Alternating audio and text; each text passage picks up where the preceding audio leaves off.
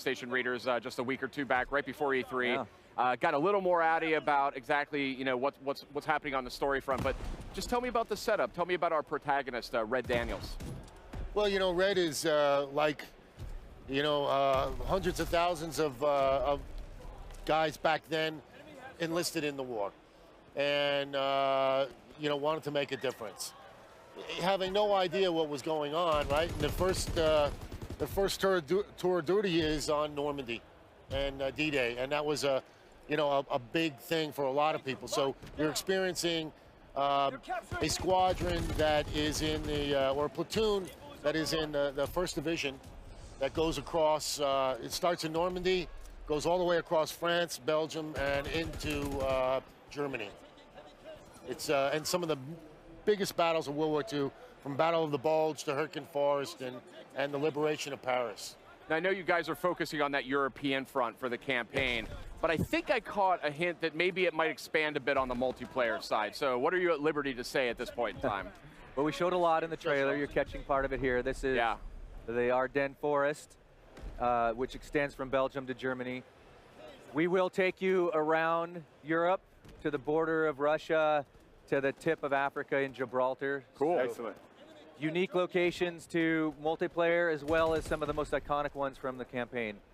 And of course, in the war mode, we have custom-built maps for that mode as well. Yeah, let's talk about that war mode, because it's something I've been real curious about. Yeah. Yeah, war is exciting for us. I mean, multiplayer in Call of Duty, we love it. We have the most fun ever with it. But it's largely a lone wolf experience, right? You're fighting on a team, but you're really fighting as a lone wolf. And 3 years ago, we really wanted to bring to life this concept of real teamwork. Yeah. And World War II was about that. It was about your squad. And so war is that experience. It's funneling true Axis and Allied collision of forces into these very strategic examples. You're seeing right here, they're trying to capture the manor. Well, the Axis team, the Germans, are trying to defend it. So we've built custom maps that allow you to move through these series of asymmetrical objectives as you fight to take hollowed ground. That's cool, and this is great footage. I actually hadn't seen this yet, but just it's so interesting, like the firepower that was used back then. I mean, it's so brutal in some ways compared to the sleek, futuristic kind of weaponry we see nowadays. So I'm kind of curious, like these weapons have a lot of character in their own way. And how do you maybe adjust like how you design the game or how you design the multiplayer experience around that? Around the different weapons? Well, I mean, it's, you know, you're jumping there, Mike. But, you know, with all the iconic weapons that we have in World War II, it's funny because when we first started, we didn't think there were going to be as many as we found, right? We were a little worried about the variety, but now the variety and the amount of weapon power, and like you said, some of them are really brute force weapons. You know, you can find the weapon that you really want to play with, that's for sure, with this game. Yeah, I mean, the signatures back then were really meaningful.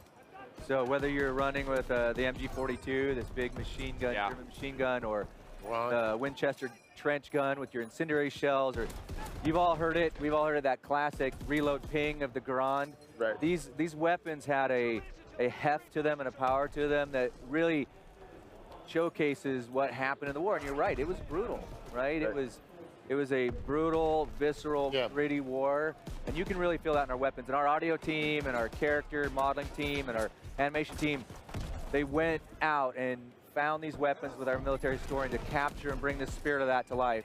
Right, right. Well, you know, I gotta go ahead and do this. I'm a big fan of the weapons and mastering them and whatnot. And one mode that I really like to use these in is zombies. I know me and you were talking about zombies. I love zombies. Could you tell us what to expect on that Tell zombies us something, front? please. Yeah, something. Well, yes, we are making zombies. There we go. No, this zombies is taking a different turn. Okay. You know, I think every studio wants to put their own signature on it, and we just go by our default, which is very realistic, very gritty. Yeah. We talked about Dead Space before. Yeah, this is Dead Space meets Meet zombies. That's Oh, the wow. best thing you could possibly say. I'm so excited to hear that. That's great. Because I mean, I love all the Call of Duty games, but zombies is kind of what keeps me coming back. I'm Right. not quite up to par on the skill front in multiplayer, Right. but co-op with zombies, I can really do some Right. damage. So Right. And zombies were introduced in the World War II setting. yeah. Yes. Call of Duty. So Yeah. it's Deep, only rich right. story to zombies. Spent a long time on the story. We've been working on zombies as long as any other mode. Wow, So- that's great. That's great So to it's hear. got sort of equal placement for you guys. Very rich, yes. That's There's great. a really passionate team back home right now, excited for their chance to show off, and we know that Yeah. we've got more announcements coming on zombies. But yeah, it's definitely a Sledgehammer Games take on the original Nazi zombies and Yep. where we can go from there. That's great. I think it's so important. You know, we have 3 different really top-tier studios that work on Call of Duty these days, and it's awesome that you guys have that sort of freedom to really put your studio signature stamp on it. Yeah, yeah. You know, they come to us every time we're working on a game, and Activision is just so about having a passionate team. What do you want to work on? What do you want to make? Yeah. Because they know passion fuels everything. It's not just sort of checkbox guys No. in suits and ties Right. sitting around typing at computers. Yep. I mean, I've been to the studio. I was there just a couple weeks ago. People are crunching away, but I mean, the mood is really positive. People are really excited. So Yeah, no, thank you for that. It is very true. To echo what Glenn said, Sledgehammer Games has its culture and development methodologies and Right. creative processes. Tell me pretty lies, look me in the face. Tell me that you love me, even if it's fake.